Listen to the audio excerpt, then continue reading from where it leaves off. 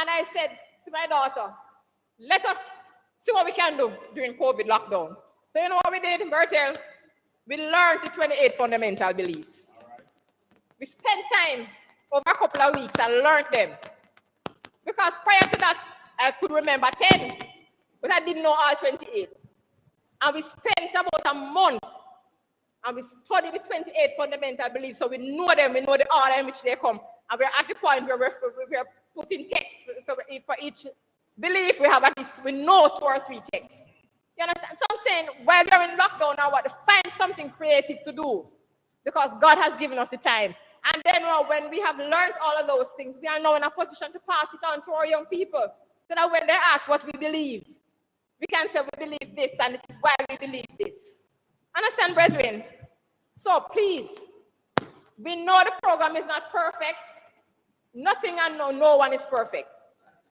But we're trying our endeavor best to work with what we have and to build on the capacity of those who we have, to say, let us work together to see how much we can reach our young people and even older ones. Because it's like a drop of water in a pond. One drop and there's a ripple effect. It spreads. We won't be able to save all, because not even Jesus can save people who don't want to be saved. So we will not be able to touch and save everybody. But if we can touch the life of one person, it makes a big difference, because that one person will hopefully touch the life of somebody else, and it will continue. All right, somebody. Yeah, we are coming down to the. I see where we have a problem with young people right now. Even my church, Negro. I am seeing where the young people, I don't know what happened, where the young people are, what happened to them. I try to reach them, but when I reach them, it's hard for them to grab what we wanted to. I don't know if the COVID kind of touch them somewhere, so it made them brain kind of shake up somewhere. I don't know if it is, but it is something wrong right now with our young people right now, especially in Negro Church. Guys, I'm supposed to talk with the young people. We have it all about young people right now.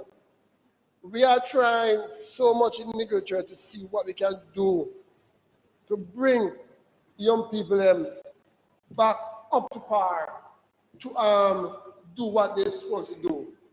At church, we ask them to do something and see them in their face, and that, So I'm a person who sometimes I say, yes, you go and do it. I just snip their face and then go back and do it. His face skin up. But I don't see it. It should be that way. If you're going to do God's work, you're going to do it with the face skin up. And we figure out some way how we're going to reach around them. So we're trying to gather them. We have tried to have some session with them early soon, by next week, to see what is wrong with them. What is the problem? What is going on in your mind? And hear what on their mind. What the changes? What they would like to see. We have to have some one-on-one with them and some in-depth. We want to do that intervention. What can make the church better? Because right now I see we are losing young people. I see them coming up. We try our best, but it is. And we don't young people, the church is dead. A lot of prayer and fasting is needed. So they're asking the help here. We're looking for the help.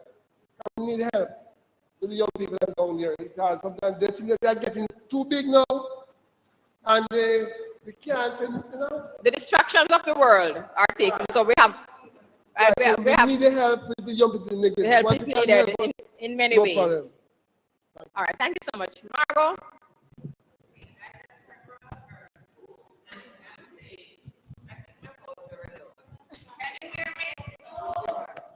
Let me take off the mask.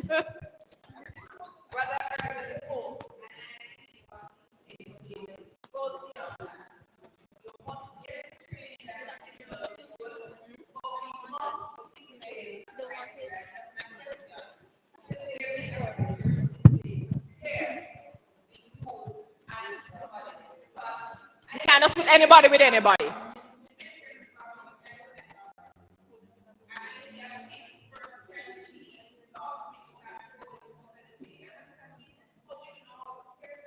All right.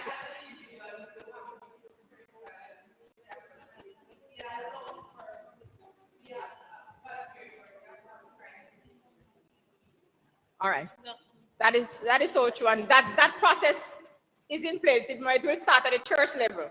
So the mentorship coordinator for the church, along with the elder and pastors and pastor, will of course recommend the person, have those discussions with the person, and it will go escalate to the district level, to the parish level, and then to the conference level. And even when it gets to the conference, there is a screening process there as well, an interview that has to be done. Remember, brethren, as was said, we will not know everything about you. A lot of prayer and fasting and faith has to be included in the process. But yes, so the form asks what age group you want to work with and why. And then for the mentee, there is identify the mentees. The person will be asked, is there anybody particular who you would want to work with? Anybody you know from church who you'd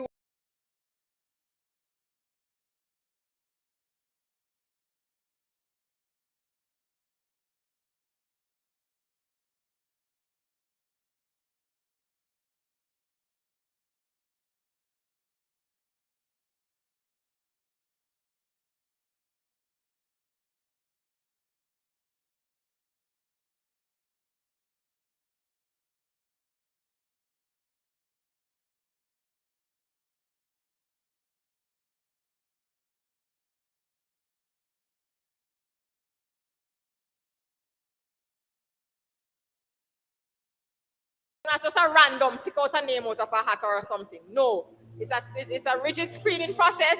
And as I said, we have to know who the mentee is, what are the needs of the person, and see how best we can match that person with a mentor who can help to supply those needs. All right? Thank you so much. Right. A question Last for Brother question. Earl. Brother Earl, question for you. Do you think that the behavior or attitude of the young persons that are the attitude that you're experiencing now, the young persons, is it new? It's specific for this set of young persons? Yeah, because in Negril, I know in Negril, before the COVID, oh my God, I have such a wonderful young people doing, I can ask them to do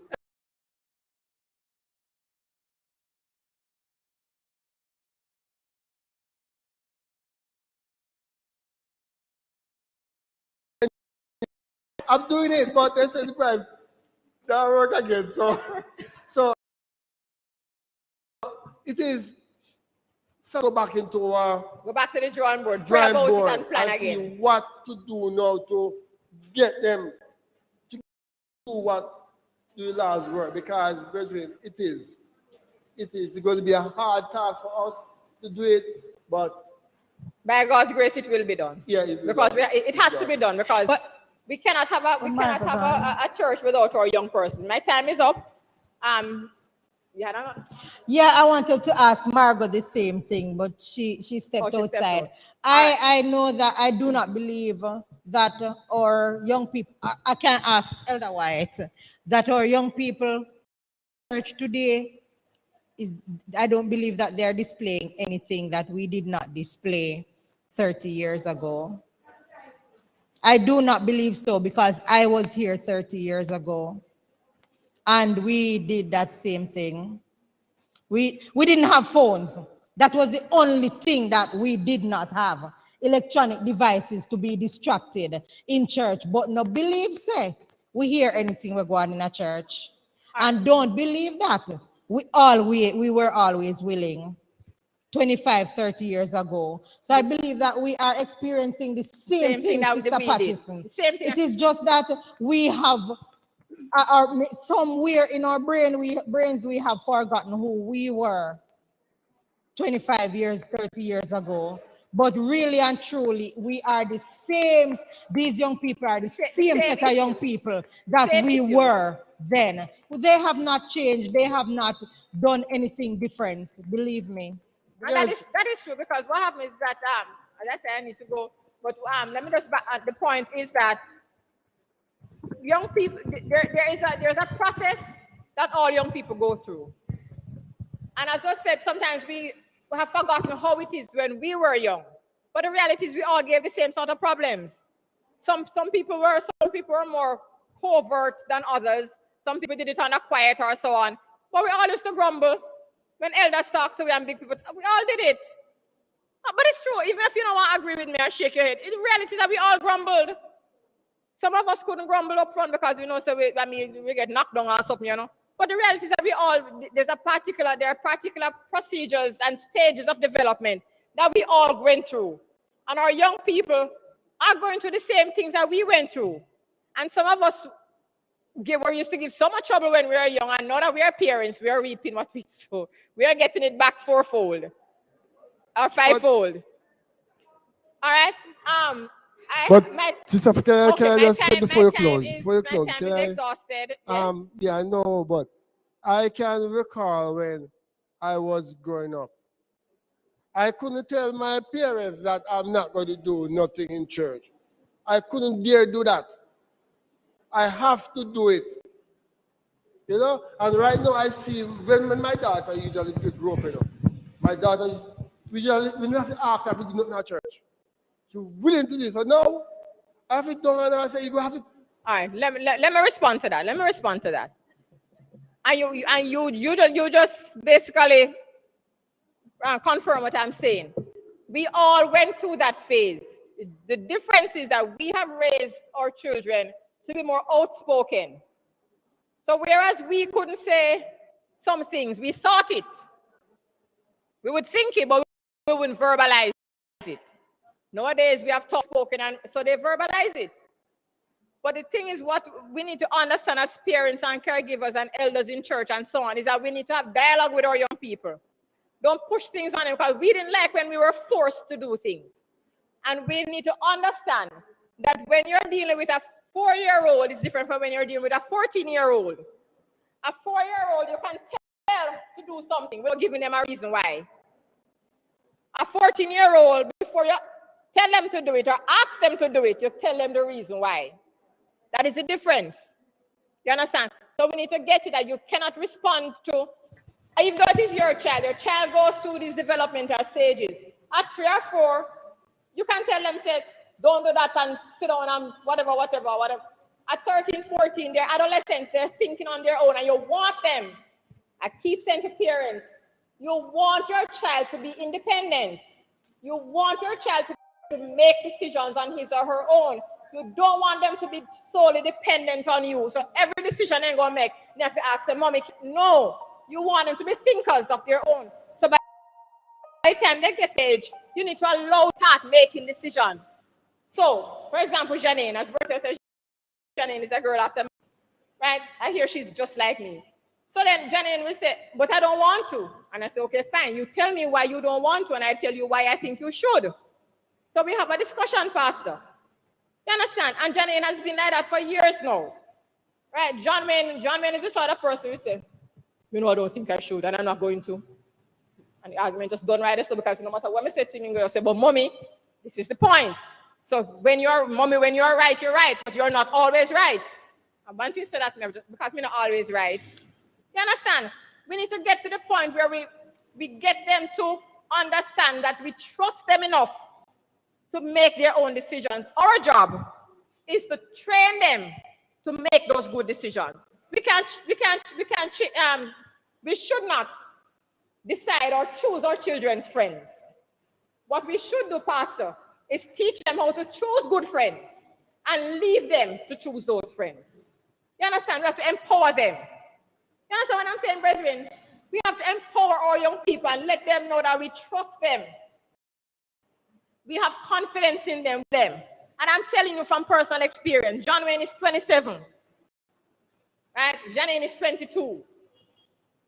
And we have tried over the years to instill in those two young people the reality that you are well trained. You are bright enough to make. You're a Christian child. You know right from wrong. Make the good decisions. And thank God, to date, they have been making good decisions. The bad ones I don't know about. You understand? But we have to empower them. We have to let them know we believe in them. Because let me tell you something. If your child knows that you trust them, you believe in them, you have faith in them, you love them unconditionally, they will think twice about failing. Think about it. They will think twice about failing. because they know that they're not doing it for you, they're doing it for themselves. And when I do counseling, I tell young persons, whatever decision you're going to make, whatever you want to drop out of school and you want to go live with man or whatever, consider, are you doing that for your parents or are you doing it for you? You have to make the decisions in your best interest because your parents have lived their lives. You have to now live yours. That's what I talk to, because that's what I talk to my two. I tell John Wayne and Janine, if you mess up your life, maybe ball, and my belly pain, as you talk about mother, yeah, I feel it for you, but I must stop crying one day. I must stop crying, but you will have to live with it. Maybe live with the shame, but you will have to live with whatever you did as your life. I can only do this far and this much, and you have to continue. My job was to ensure you get a good education. After you have gotten a good education, I left NCU, you want to go to Croft, your problem, not mine. Serious, that's just not my problem. Me not feel guilty because I did what I needed to do. That's the pastor. You got the education. How much million me spend at NCU for the town. So after me done all of that, sometimes can't buy food, can't buy clothes, whatever, and put you through university. You want to go to Croft? Go to Croft. Same way. Barbara will tell you, same way. Go to Croft. I will feel embarrassed, but I will not feel guilty. Amen. Okay, the eligibility. Yes, before you do that, Oh, Michelle, what Michelle said is that's why the mentorship program is very important, because cycle is that doing something different, but they are doing the same. And that's why they need mentors to speak with them to help them to make healthy decisions. If they go and she says, what's it text?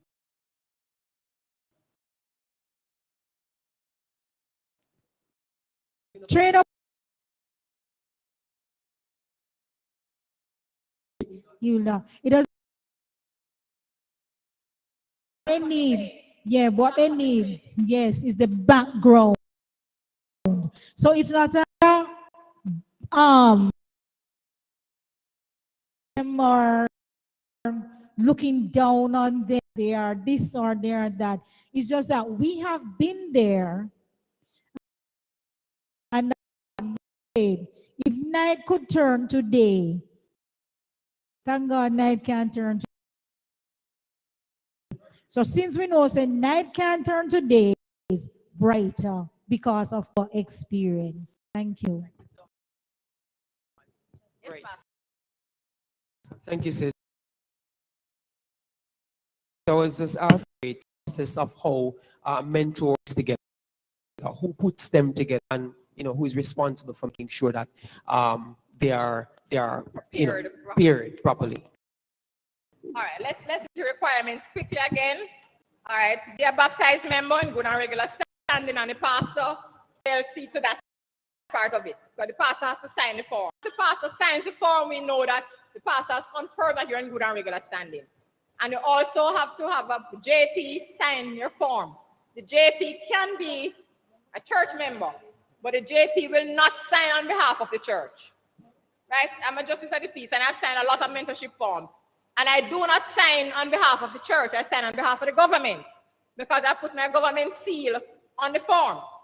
So even though I know you from church, when I'm signing, I'm not signing because you're a church sister in the same Sabbath school class. I'm signing on behalf of the government to say you're a decent and upstanding citizen. Clear? Beautiful. Ideally reside in the same geographical area as the individuals you're mentoring. And we explained that not in all cases, but it's preferable. Be willing to adhere to the policies and procedures of the mentorship program. Agree to a 1-year commitment to the program. Commit to spending a minimum of 8 hours a month with the mentee. Be willing to communicate with the mentee on a weekly basis. Complete the screening process, and that is sending in application form, getting your references to sign in, and so on. Agree to attend mentorship training as required, and the training can be done at the local level. Sister Kingston and Sister Bev will see to that. Right? Because it's something that can be done during Bible class. The training. aspects of it can be done. So, all right. Be willing to provide regular updates regarding the mentor-mentee engagement. Remember, just something brief to let us know how things are progressing. Have a clean criminal history. If the applicant has been convicted of a felony, then they may be considered, I don't think I read this part because we went on to a discussion. If the applicant, that is if you, if you have been convicted of a felony, then you may be considered only after a period of 2 years with demonstrated good behaviors and an appropriate or corrective attitude towards past behaviors. So if you were convicted of, say, driving under the influence, which I don't expect you would be, but just for example, we would want to know that, okay, if the past 2 years you have not been drinking and driving, and then you show some level of remorse. You say, boy, you know, with the young and with the wrong crowd, and boy, you know, we don't want you to say, oh, there's nothing wrong with that. No, we don't want that an attitude to say, okay, I know nothing. We want you to take responsibility for the fact that, yes, you messed up, but you are trying by God's grace to correct it. That is the sort of attitude we want you to have. We're not saying we can't make mistakes and we won't get into trouble. Yes, we know we will. But by God's grace, we must show some level of remorse. All right? You should never have been accused, arrested, charged, or convicted of child abuse or molestation. You should not be using illicit drugs or controlled substances. And as the training we went, alcohol is the most used drug. And it is something that a lot of people don't take into account. When we splice the sorrel, we spice up the sorrel and we spice up the whatever, and we tip a little thing in there. Yeah, man, But instead of spicing it up, we're spoiling it up. Okay. So alcohol, a lot of times we use it under the guise that we're pepping up the drinks and the shakes and so on. Right? But it is still used. All right. Do not be currently in treatment for substance abuse, not currently under treatment for mental disorders, or you should not falsify the information during the screening process. So if you have an issue, brethren, what we're saying to you, be honest and say, boy, Sister P or Pastor or Sister Kington, you know I have this little problem with so and so and so. I might need a little extra time. I might need a little extra work. I'm willing to be a mentor. Maybe I don't necessarily want to work with this sort of age group or that because, you know, let's be honest. We will not know everything. And we cannot be blamed if you lie to us. But we're asking you not to lie to us. Okay? Thank you. All right. The next thing, Pastor, was the mentee mentor query. All right. Where's Byron? Where's Byron when I need Byron? Okay, let's go now. There are 3 categories. 1, if you're already working with somebody. Suppose Bev is mentoring Latoya. And you have been mentoring Latoya as a new convert for some time. You're working with Latoya. And you sign up for the mentorship program. You're going to indicate that you already have a mentee. We're not going to say, we're starting off from scratch and shift you from Latoya. Unless Latoya wants shift from you or you want shift. You understand? If you're already, listen, Bridget, if you're already working with somebody, you indicate that you're already working with somebody. So all we do is put it down on paper, say, Bev working with Latoya, and we sign that, put on one side. We don't trouble that. Are we clear? Clear? Beautiful. The second category, remember you can mentor persons who are not church members. Bear that in mind. The second category, you're not mentoring anybody, but you see somebody who you want to mentor. Not mentoring them yet, but you're choosing, say, Bev, Shelley wants to mentor Barbara. She not start mentor Barbara yet, but she would want to work with Barbara. She can indicate that she wants to work with Barbara and why. We'll consider it. We find out from Barbara if she will. You understand? That's the second option. The third option is you're not mentoring anybody and you don't see nobody who you really want to mentor. So you want us to pair you with somebody. Fair enough? That category now, we have to get the mentee and see look through what your specifications or what your abilities and so on, your skills. Look at the mentee and see how best we can match you. So we'll say, all right, Earl, you like planning programs and things for young people. Bertel used to come church and Bertel stopped come church. Bertel said not now go on a church. So because you love to plan things for young people and he wants somebody to help him plan things because it's not now go on, I think he told you could work together because then he could help you, tell you why it is that he stopped from a church and some of the issues they was having, and then you could say, but okay, help me plan up a program and let's see if we can reach up. You understand? That thought appearing. So once we know what it is that a mentor, what his skills are, and we know what the needs of the mentee is, then we can start matching. No, that has to be done at a church level. Can you know your people? Not true. Can't expect conference to do that for you. Because conference, we don't know you that kind of way. So at the church level, Bev at the district level, Bev know whoever is okay. So Bev is working at the church. So Bev will make up her list. I say, okay, fine. Earl working with Bertel and Shelly work, and you have those confirmed who working together already. The second list would be those persons who identify who they want to work with. That's the second list you make up. So then you have got to sort out that because you don't have to make contact with these mentees and so on and put that together and let us know. The third list now would be those who want to be mentors, but they don't know who they want to mentor. That's a third list. That list now, based on the amount of mentees that you have and who you have working with, you can start doing some comparing, send it to the district person, who is you, and then you would forward that to Barbara, and Barbara would forward that to us. So that we can know that, okay, fine, in Sheffield, we have 10 peers, 10 mentors who are already working with people, them good. We have 15 persons who have identified who they want to work with. So we need to pair those people together. And we have 30 persons who want to be mentors, but then have nobody to mentor. So we need to find 30 mentees for them. Are we understanding? Are we clear? Are there any questions on that? Asking our brethren. That can start before the finalization. Once you have sent in your form, what we need is application form. We need application form them like yesterday. We have to start putting them in the database so we can know that, okay, fine, Bev is a mentor from Sheffield. You understand? So we need that the information. Remember, you're already, a lot of persons are already mentoring people. Right? So we're not going to wait until the training is done because a lot of things can happen. Or we could lose some more young people. And we don't want to do that. So we're saying, let us start. If you identify somebody, let us know. Continue to work with who you're working. If you identify somebody, just know. Start your little thing on your own, and we will formalize it as we go along. Final question? There's also the person that is a free person, but there's also the person that does it with actually everybody. All right. Meaning that you will see some new converts coming to church. Well, I don't know, but like myself, I look at the new converts. I get to know some of them. When they're not at church, I will say, but you will not see such and such a church, and I will see them.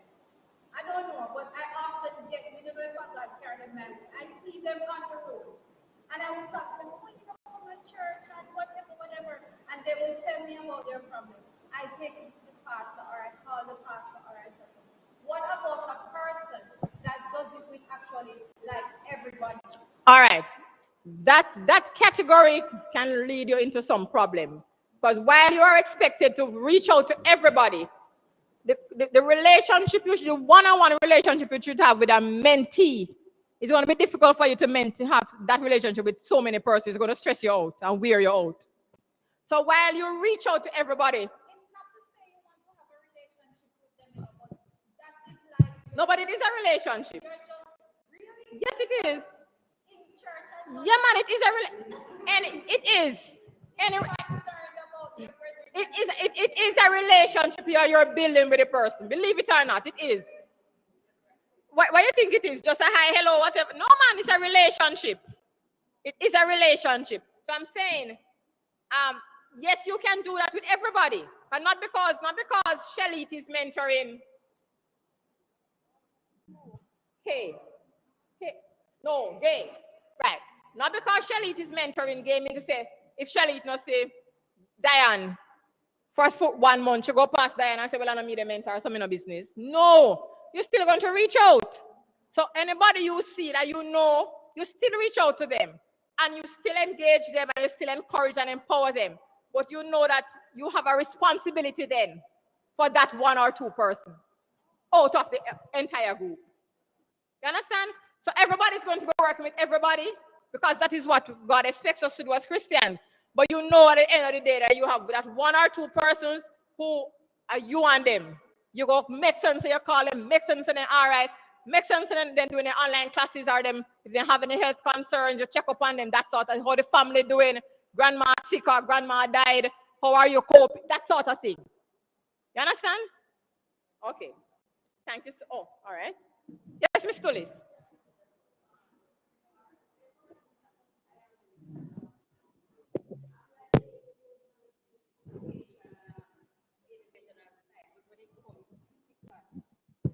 To the physical side, like food, clothing, Right. and so I can and that person come and mentor, come on my mentorship program You can too. mentor the person because it's not only educational needs. For the educational needs part, maybe you're not able to help in that aspect, but you can refer or you can get assistance for somebody else to help in that part. But that person is still your mentee. Yes, You're responsible for them, but you get a little help with that part of it. Because you can always call Barbara.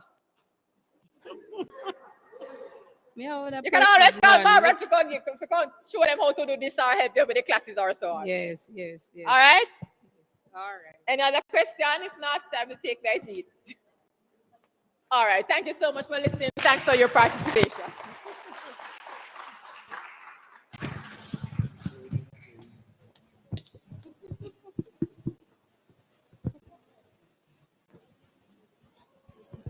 Let me say thank you, Sister Patterson, for coming and igniting our minds to become a part of this wonderful,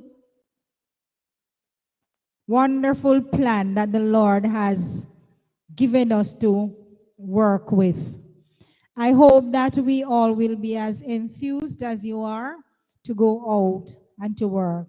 Thank you again. So what happens is that as of today, we are going to make available forms for you to fill out. We know that Negril is on board. Good Hope is on board. We're begging Keto and Silver Spring. Yes, Sheffield is on board. Yes, Auntie. Silver Spring is on board. Okay. So we are waiting on, we are going to ask Keto to join us as we reach out to the individuals.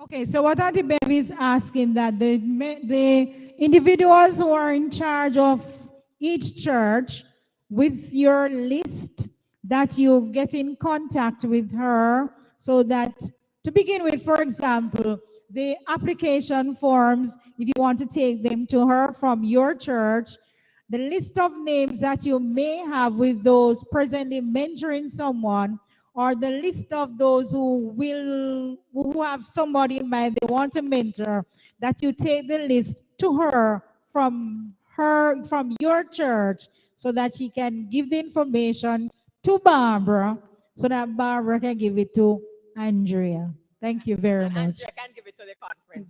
Pleasant evening to all. All Thank right. you. One point before, if you already have a police record by virtue of your job, you don't need to get a new one. So there are some persons, the teachers or persons, as I said, by virtue of your job, if you have a daycare or you are a teacher at the ECI level or so on, or some other profession that you are required to have a police record. Once you have one already and it is valid, I think it lasts 2 years. 1 year. Right. If you have it and it is valid, you don't need to get a new one. Are we clear? So we're not sending you to get another one. Now you have one already. I'm not going to give you anyway. I'm going to tell you that you have one already. Okay, thank you.